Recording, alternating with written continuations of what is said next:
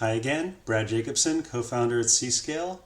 This is step 3 now, and now that we've established a basic building parameter, I want to start to answer some questions I have about this Minneapolis multifamily project. I want to see, okay, I understand the baseline, right? We have a bunch of embodied carbon. Over time, we have this on-site combustion, electricity emissions, the total cumulative emissions over 30 years you can get here. But what if we start making the building more efficient and maybe all electric?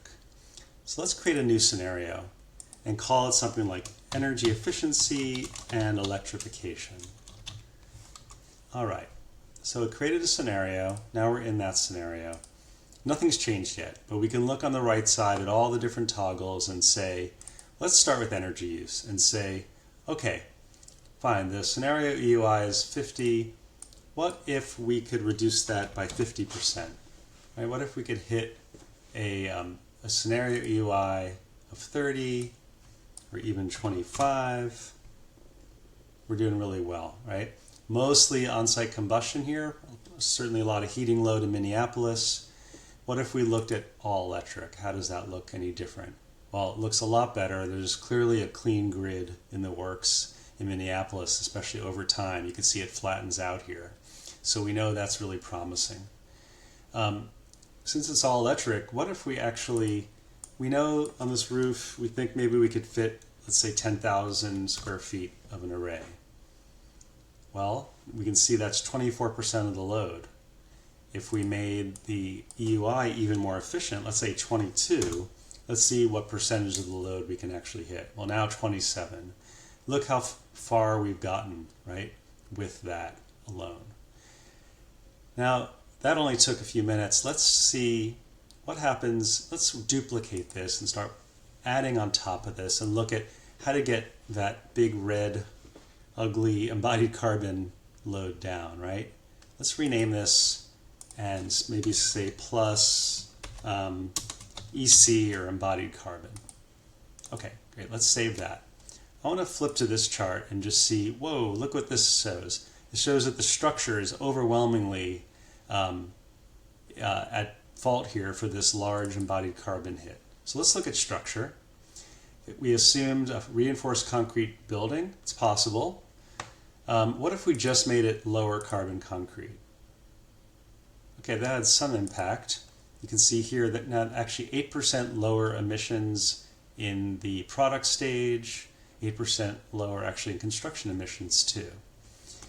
What if, in fact, we look at wood over concrete? So maybe it's 2 stories of concrete, 4 stories of wood frame. So concrete, let's just say maybe it's 30% is concrete.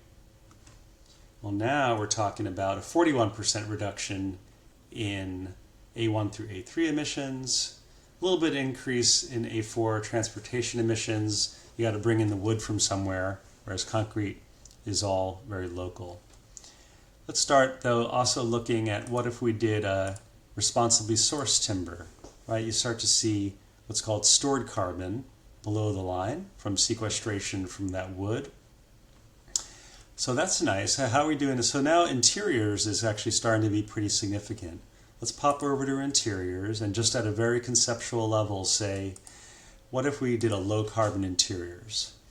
Meaning it's within the 20th percentile of all the potential interiors in our data set for this project. Well, that had a nice impact there, right? You can see down here 30%, 25%. Overall, it's a 29% reduction in interiors. So this is a 53% overall improvement. Now let's look at this in comparison. We can see now this low carbon scenario is better in all regards. We can look at it in terms of these different categories of emissions. We can look at it in terms of life cycle stages, and in summary as well. We can look at these charts. You can export them as PDFs, as PNGs, and so forth. So with that, you can really start to customize scenarios to your liking and answer questions that you have about your own project.